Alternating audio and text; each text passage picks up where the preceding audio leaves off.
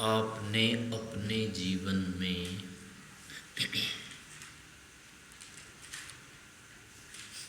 कभी ऐसा निर्णय लिया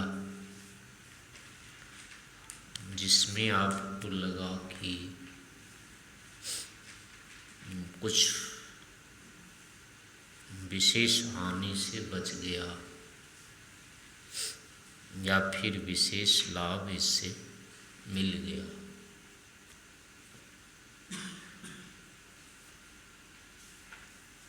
ऐसा कोई निर्णय कभी लिया या नहीं अनुभव में आया? तो आध्यात्मिक क्षेत्र में आने वालों के लिए ऐसे निर्णय अनिवार्य होते हैं। उसको ऐसा निर्णय लेना पड़ता है या उसकी अनुभूति उसे होनी चाहिए कि मैंने अगर वैसा किया होता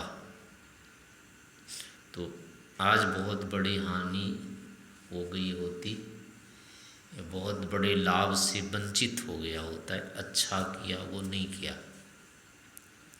या फिर इस कार्य को मैंने कर लिया ये अच्छा रहा। उसका लाभ वर्तमान में भी दिखना चाहिए, वो चाहे 2 साल पहले का है चाहे 10 साल पहले का है, उसका लाभ आज भी लगना चाहिए। तो ये जो निर्णय होते हैं ये वैराग्य वाले ही होते हैं। लौकिक क्षेत्र से संबंधित जो निर्णय होगा वो चाहे कितना ही बड़ा रहेगा, लेकिन वो क्या होगा, बदलेगा। यानी उसके बाद भी निर्णय लेने पड़ेंगे, ये कहना पड़ेगा उसमें कि ये ठीक नहीं रहा या फिर ये पर्याप्त नहीं रहा। उसमें और सुधार की संभावना रह जाती है। लौकिक क्षेत्र के कोई भी निर्णय होते हैं, चाहे वो धन से संबंधित है, व्यापार से संबंधित है, कोई विशेष दायित्व से संबंधित है, त्याग से, तपस्या से, किसी से भी संबंध है, लेकिन लौकिक है, यदि आत्मा या परमात्मा से उसका नहीं है सीधा संबंध, तो वो निर्णय जो होते हैं फिर अपर्याप्त रहते हैं। ऐसा हो मान लो कोई किसी देश राष्ट्र समाज या धर्म के यूज कर रहा है, समझ में आता है कि ये ठीक है। नहीं, वो तो हो गया ना, छोड़ना पड़ा, वही तो बात वही आई। लोक से संबंधी जो था यानी राष्ट्र के लिए काम करेंगे, समाज के लिए करेंगे, ऐसा कोई ले लिया निर्णय, तो वो फिर होगा नहीं कि इससे तो काम नहीं चलेगा। उसमें तो ये आएगी स्थिति कल को कि ये पर्याप्त नहीं है, या तो छूट गया, पहले छोड़ रहा है, अच्छा है, नहीं तो अगर नहीं छोड़ता है वो तो आगे चल के उसको फिर लगेगा कि ये तो फंस गया था, ये हटना छोड़ना चाहिए था इसको, ये पर्याप्त नहीं रहा, ये स्थिति उसमें आ जाएगी। लेकिन उसने अगर उसी समय ले लिया निर्णय, यानी करने जा रहा था वो विशेष कार्य कोई समाज राज से संबंधित, लेकिन लौकिक था, लेकिन अचानक उसने कहा कि नहीं, इसको रहने देते हैं, अभी देख लेंगे बाद में, तो अब बाद में उसको फिर लग जाएगा कि अच्छा हुआ उस समय मैंने नहीं पकड़ा, नहीं तो वही रह जाता। तो ऐसे जो निर्णय होते हैं ये अब यानी वर्तमान में भी उसको लग रहा है कि ठीक किया उस समय मैंने, वो निर्णय आज उसको यहाँ रोक रहा है और पीछे नहीं जाने दिया है, तो उसमें ये अनुभूति होगी फिर ये उस समय मैंने ठीक निर्णय ले लिया। और नहीं तो नहीं लिया होता तो उसको फिर लेने पड़ते कालांतर में, और हो सकता है आगे अगर उसी में सारी शक्ति उसकी चली जाती तो अगला निर्णय तो अब ले ही नहीं सकता वो, फिर अब करेगा तो क्या करेगा। वो उमानंद जी वाली बात है ना, वो एक बुड्ढे ने कहा, इन्होंने कहा कौन जीवन देगा राष्ट्र के लिए, समाज के लिए मैं पुकार रहा हूँ, कौन जीवन देगा। तो एक बूढ़ा आया, उन्होंने कहा मैं जीवन दे रहा हूँ स्वामी जी। तो उन्होंने कहा तेरे पास अब जीवन बचा भी है, क्या देगा, कुछ करने लायक तो तू रहा नहीं है। जो करने का समय था तेरे पास, शक्ति थी, वो तो तू घर में दे दिया। अब तो तू यहाँ क्या करेगा, खाएगा, बीमार पड़ेगा, अब तो तुझे समय देना पड़ेगा, तू देगा। वो उसकी गिनती फिर नहीं होगी, वो नहीं होना चाहिए, पहले लगना चाहिए। यानी इसका जो मुख्य लक्षण है, जिन कार्यों में पूर्ण तृप्ति नहीं हो सकती है, ऐसे किसी भी कार्य में जो निर्णय लिया जा रहा है वो परिवर्तित होगा। उसमें फिर लगेगा कल को कि अभी ये पक्का नहीं हुआ, ये किया तो मैंने ठीक नहीं किया। उसमें यानी उसको बदलना पड़ेगा, उससे ऊपर उसको जाना ही पड़ेगा। ये अलग बात है कि मैंने गलत किया, ये तो नहीं लगेगा। उसकी वो स्थिति हो सकती थी, उसको जैसे किसी को बहुत अच्छा खाने की, पीने की थी, घूमने की थी, यात्रा करने की थी, आंतरिक उसकी रुचि थी, और उसने अपना कमाया उमाया और घूम घाम लिया फिर। लेकिन वो क्या हुआ ना, उसको अब ये तो नहीं रहा कि मैंने घूमा नहीं आगे, अब उसको इसका नहीं शौक रहेगा। मुझे देखना था, चलो मैंने देख लिया, भले ही समय तो लगा, लेकिन उसको ये लग जाएगा कि वो चलो मुख्य रूप में तो समय हमारा कटा ही, लेकिन फिर भी हानि नहीं रही उससे, वो मैंने कर लिया। तो इस रूप में तो वो हो सकता है, पश्चाताप उससे ना भी होगे, लेकिन फिर भी लगेगा कि नया मुझे अभी करना ही होगा। अभी जो लेना चाहिए था अंतिम निर्णय, जो कि जीवन को यानी पीछे जाने से पूरी तरह से रोकता है, ऐसा निर्णय जिसको बदलने की नहीं रहती स्थिति। तो जब तक ऐसा निर्णय नहीं होता है कि जो नहीं बदलेगा, बस उससे ऊपर और नहीं लेना, यानी वो पीछे नहीं जाएगा, वो अगले के लिए सीढ़ी बनेगा बस। तो ऐसे निर्णय इस क्षेत्र में आने के लिए लेने पड़ते हैं, और वो यही होता है जो कि अलौकिक होता है, यानी आध्यात्मिक होता है, त्याग का ही होता है। किसी को अच्छी से अच्छी नौकरी करनी थी, अच्छा से अच्छा व्यापार करना था, अच्छे से अच्छी कोई सेवा करनी थी, अच्छा से अच्छा कोई आविष्कार करना था, ऐसी उसमें योग्यता भी थी, उसके पास संभावना भी थी, और वो कर भी सकता था, उसको सहयोग भी थे। ये सब वो करने को जा रहा था, लेकिन अचानक उसने कहा कि नहीं, ये नहीं करूँगा, मुझे अब आत्मज्ञान करना है। उसको छोड़ करके यदि उसने ये निर्णय ले लिया, और वस्तुतः उसने इस क्षेत्र में पूरा पुरुषार्थ किया, यहाँ का इस स्तर पर जो ज्ञान विज्ञान फिर पहले उसको चाहिए थे आध्यात्मिक क्षेत्र में, अगर ये यहाँ आके प्राप्त कर लिया तो उसको वो जो बहुत बड़ा कार्य करने जा रहा था उसका शौक नहीं होगा उसे। उसको लगेगा कि मैंने छोड़ दिया तो कोई बड़ा काम वो नहीं किया, कोई हानि वाला कार्य मैंने नहीं किया। लौकिक क्षेत्र में ऐसा हो सकता है, उसको होगा कि अरे अवसर था, मिल रही थी नौकरी उस समय, मैंने नहीं ली। कईयों के सामने आती है स्थितियाँ। पहले वाले लोग सुनाते हैं कि जो शुरू में किसी को कोई नौकरी मिल रही थी, किसी को मास्टरी की, किसी को कुछ, तो लोगों ने समझा उस समय, कहा कि क्या करेंगे, हम तो घर में 75 रुपये कमाते हैं, 15 रुपये मिलता है वहाँ। ऐसी नौकरियाँ मिलती थी पहले, तो उन्होंने उस समय छोड़ दिया। और बाद में वो लोग कहते हैं कि वो मैंने ठीक नहीं किया, उस समय नौकरी अगर कर लेता तो आज वो कुछ और ही स्थिति होती। तो ऐसी स्थितियाँ नहीं, लोक में तो होती रहती है। एक अवसर छोड़ देने पर आगे उसका लगता है कि ये मैंने ठीक नहीं किया, ये कर लेना चाहिए था, भले उस समय छोटा लग रहा था ये। लेकिन आध्यात्मिक क्षेत्र में ऐसी स्थिति नहीं बनती है। हाँ, यहाँ आने के बाद अगर उसके अनुरूप योग्यता यानी ज्ञान विज्ञान, तब त्याग हम स्थिति वो नहीं बनाते हैं, तब तो लगता है कहाँ फंस गया।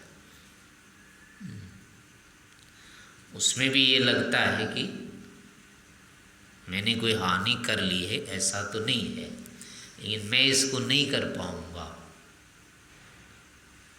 ऐसा उसमें लगता है कि मेरे बस का नहीं है ये, इस कारण से। लेकिन मैंने ठीक किया नहीं है ये नहीं लगता है, वो हानि देखता है। किसी को लग भी जाता है इसमें, लेकिन वो वस्तुतः उसका लक्ष्य नहीं रहता है। ये गुरुकुल में पढ़े हुए ऐसे लोग कई मिलते हैं। एक हमने देखा था, गुरुकुल अयोध्या के थे, तो वो अपने मास्टरों को डांटते थे कि तूने हमारा जीवन बर्बाद कर दिया। 10 साल लगाया, 12 साल लगाया, हमने आचार्य किया, ये किया, और देखो मैं 2 साल से ट्रक चला रहा हूँ,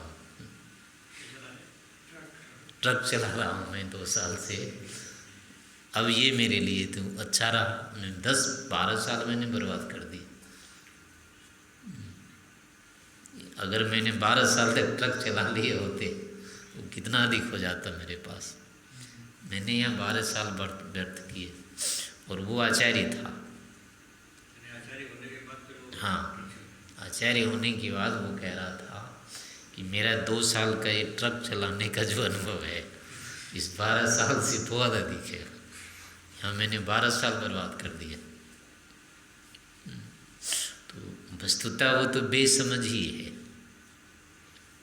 ज्ञान विज्ञान, उसको सत्य तो यह था कि वो नकल करके सब कर रहा था। पढ़ लिख के तो आचार्य उसने किया ही नहीं था, नकल करके आचार्य किया था। वहाँ ऐसे ऐसे आचार्य होते थे जो परीक्षा में उनको ये नहीं पता लगता था, पुस्तक उनके सामने होती थी पर ये नहीं होता था कि उत्तर है कहाँ पर, लिखे कहाँ से। नाम अब कहाँ बताऊँ, दुर्बा बता तो दिया। तो ऐसे ऐसे मतलब लोग होते हैं, लेकिन वो आध्यात्मिकता के नाम पर केवल जी रहे होते, वस्तुतः उनमें आध्यात्मिकता नहीं होती है। जो ये ज्ञान विज्ञान जो होना चाहिए, इस स्तर का जो वैराग्य होना चाहिए, वस्तुतः वो नहीं होता है, तब ऐसा लगता है। संस्कृत पढ़ ली, अच्छा विद्वान भी हो गया, बोलना आ गया, सब कुछ आ गया उसको, तो ऐसा होने पर भी उसको लग सकता है कि मैंने गलती की है। जैसे आजकल के लोग हैं गुरुकुल में पढ़ने वाले, अपने बच्चे को गुरुकुल में दोबारा भेजने से कान पकड़ते हैं एकदम, वो एकदम नहीं भेजते हैं।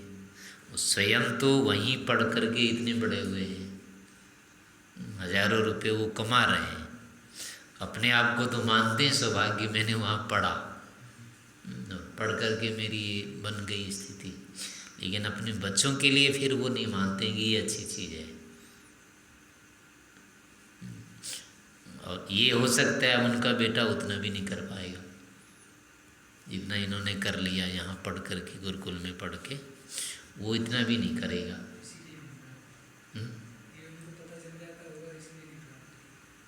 नहीं, वो मानते हैं कि इससे कुछ नहीं होगा, लेकिन स्कूल में या उधर पढ़ेगा तो बहुत बड़ा बन जाएगा ये, वहाँ ज़्यादा पैसे मिल जाएंगे, लेकिन होता नहीं है ऐसा। तो ऐसे लोग पढ़ लिख तो लेते हैं यहाँ, लेकिन यहाँ की गुणवत्ता को नहीं समझते वो। आर्थिक दृष्टि से उनके पास कोई व्यवस्था वो थी, कुछ था नहीं चारा, वहाँ भी वो पढ़ नहीं सकते थे, और यहाँ आकर के उन्होंने पढ़ लिया, तो आंतरिक उनके अंदर जो भूख थी ना वो गई नहीं, जो दरिद्रता जो होती है वो अभी भी उनमें वही रहती है। करके भी उनको इनका महत्व नहीं होता है कुछ समझ में। होना तो ये चाहिए था कि हमने यहाँ तक लाया तो और हम इसको और आगे बढ़ाएं, जो नहीं कर पा रहे हैं ऐसे की हम सहायता करें ताकि वो इस चीज़ को और आगे बढ़ाए। जिस क्षेत्र में हम काम कर रहे हैं जो अच्छा अगर मानते हैं तो उसको बढ़ाना चाहिए, ना कि उसको घटाना चाहिए। तो गुरुकुल में पढ़ लिया है, संस्कृत पढ़ लिया है, जो भी ये आध्यात्मिक विद्या पढ़ा, अब वो व्यक्ति आगे नहीं जा रहा है तो भी उसका दायित्व होता है कि अगले के लिए वो सहायक बने। उससे नहीं हुआ है अलग बात है, ये लोग वाले ऐसे ही करते हैं। लोक में क्या होता है, जो माँ बाप जिस क्षेत्र में काम कर रहे होते हैं, चाहे वो खेती कर रहे हैं, व्यापार कर रहे हैं, तो उसमें तो अपने बच्चों के लिए बनाते हैं ना आश्रय, वहाँ से ऊपर वो उसको भेजते हैं, जहाँ तक वो आ गए उससे आगे के लिए वो बनाते योजनाएं कि यहाँ से आगे जाए, और उसके लिए वो पूरा समर्पण करते हैं, उसको सब कुछ देते हैं, यहाँ से आगे जाओ। लेकिन यहाँ वाले ऐसा नहीं करते। यहाँ वाले कहते हैं बस उस तरफ जाना ही नहीं, हमने जहाँ तक कर दिया वो कर लिया, वो आगे नहीं जाना। इससे क्या होता है कि फिर इस विद्या की या क्षेत्र की निरंतर हानि होती जाती है। तो लौकिक यानी इस क्षेत्र में आया हुआ व्यक्ति भी अगर उसमें ज्ञान विज्ञान नहीं है तो उसको तो शौक फिर भी होगा, लेकिन वस्तुतः जिसको ज्ञान विज्ञान हुआ है, कोई उपलब्धि उसने प्राप्त की है, तो उसको नहीं लगेगा कि मैंने कुछ छोड़ा तो उसकी मुझे हानि हो गई।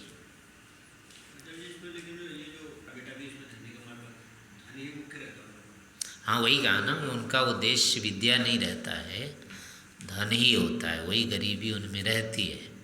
तो अब सोचते हैं कि हम तो जैसे तैसे हो गए, अब ये तो हो ही नहीं पाएगा इसमें, और वहाँ अपना हो जाएगा।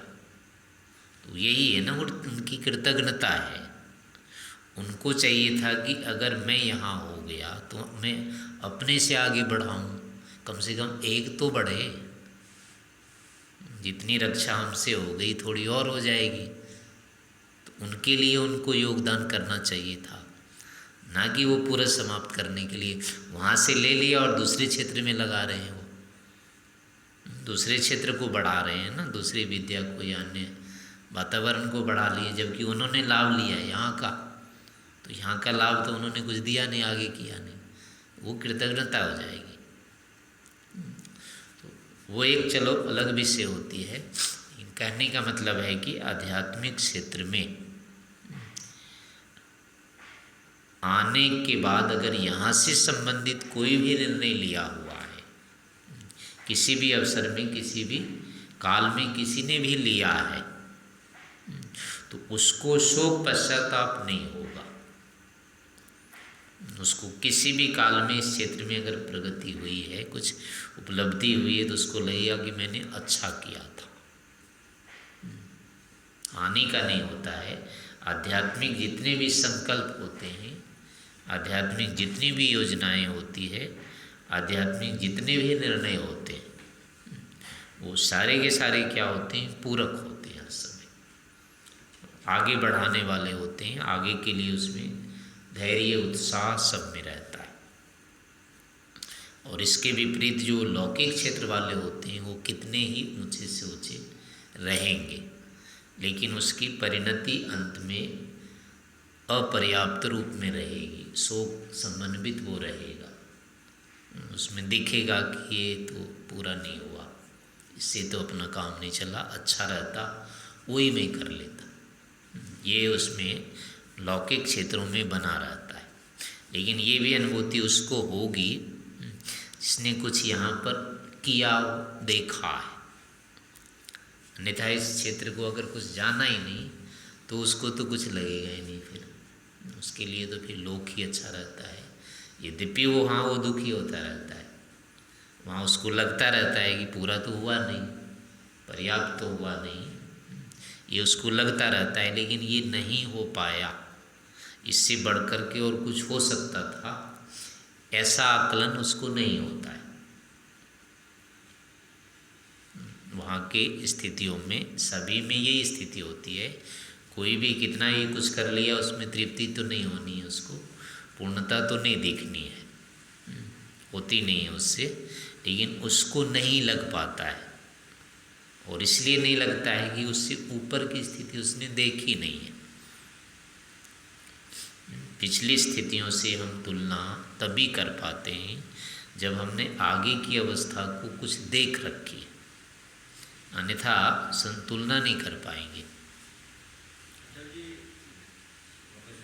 नहीं, उन्होंने आगे की कोई स्तर स्थिति देखी नहीं है, उनको बाद में होगा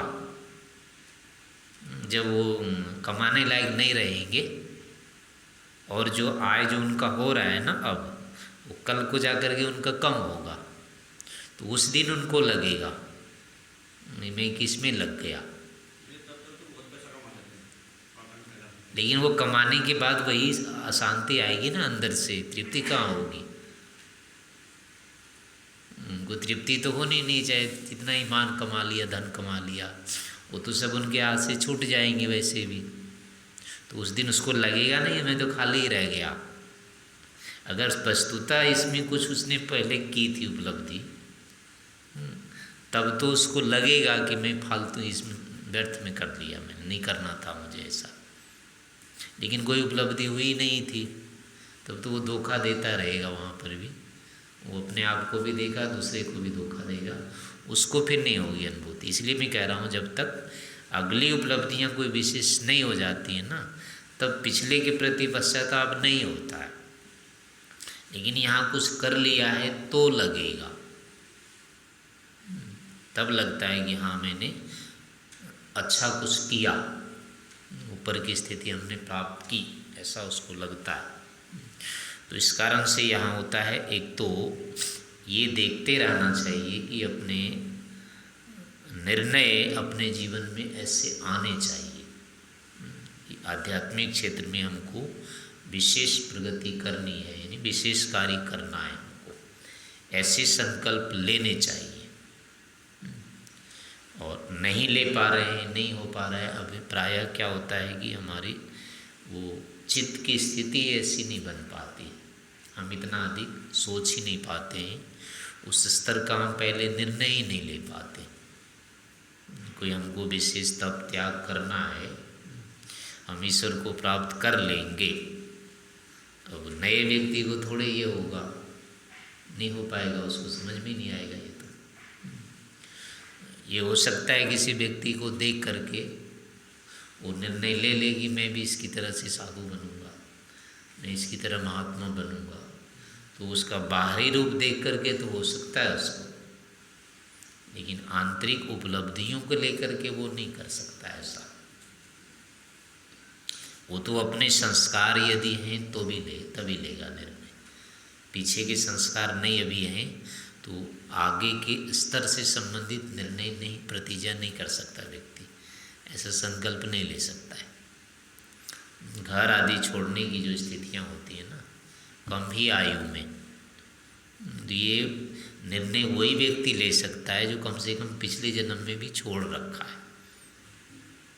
अगर पिछले जन्म में नहीं घर छोड़ा है तो वर्तमान काल में वो छोटी आयु में नहीं कर सकता ऐसा, वो इतना निर्णय नहीं ले पाएगा।